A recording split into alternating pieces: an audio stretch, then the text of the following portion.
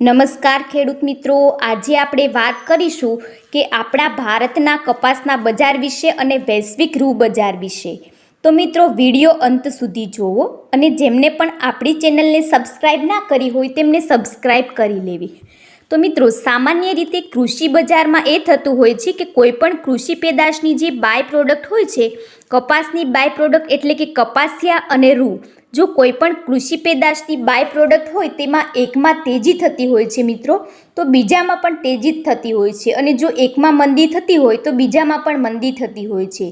તો સામાન્ય રીતે એવું થતું હોય છે, પણ અત્યારે એવું થઈ રહ્યું છે કે કપાસની એક બાય પ્રોડક્ટ એટલે કે કપાસિયા એમાં તેજી સાથે વેપાર થઈ રહ્યો છે, અને બીજી બાય પ્રોડક્ટ એટલે કે રૂ એમાં એક તરફ મંદી છે, એટલે કે સ્થિરતા સાથે વેપાર થઈ રહ્યો છે.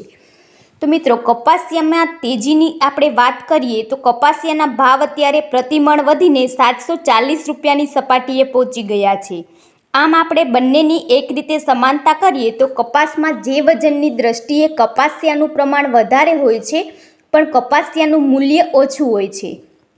આથી મહત્ત્વ જે કપાસના જે ભાવ છે તે રૂના આધારે નક્કી થતા હોય છે, અને રૂ એક વૈશ્વિક કોમોડિટી છે.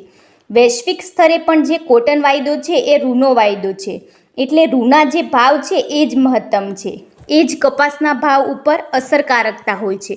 પણ અહીંયા કપાસિયા પણ એક મહત્ત્વનું પરિબળ સાબિત થઈ શકે છે. તો અહીંયા એક વિરોધાભાસ જોવા મળ્યો છે. રૂ બજારમાં અલગ સ્થિતિ છે, અને કપાસિયા અને કપાસિયા ખોળમાં આપણે તેજી સાથે વેપાર થતો જોવા મળી રહ્યો છે. તો હવે આપણે રૂ બજારની વાત કરીએ મિત્રો, તો સતત ઘટાડા બાદ રૂ બજારમાં નીચેના સ્તરેથી બાઉન્સ બેક એટલે કે સુધારા થવાની શરૂઆત થઈ છે. અત્યારે જે રૂ ગાસડીનો ભાવ 58,000ની સપાટીએ પહોંચી ગયો છે, તો ગત અઠવાડિયે એ ઘટાડા સાથે 57,000ની સપાટીએ હતી, એનાથી પણ નીચે પહોંચી ગયો હતો. તો મિત્રો વૈશ્વિક સ્તરે ન્યૂયોર્ક કોટન વાયદામાં સુધારો થવાની શરૂઆત થઈ છે.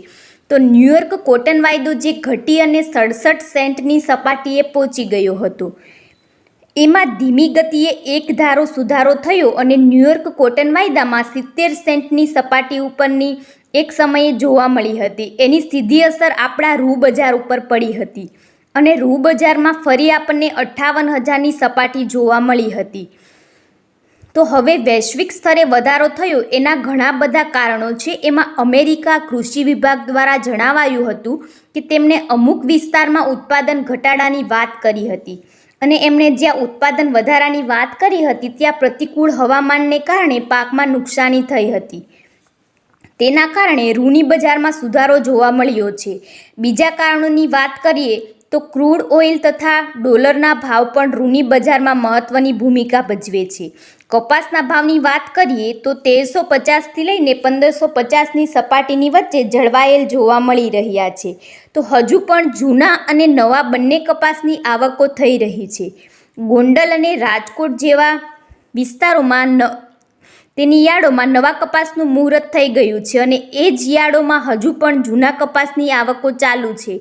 તો કપાસની જે સાચી સ્થિતિ છે એટલે કે નવા કપાસની જે પૂરજોશથી આવક છે તે આપણને સપ્ટેમ્બરના ત્રીજા અઠવાડિયાથી ખ્યાલ આવશે મિત્રો.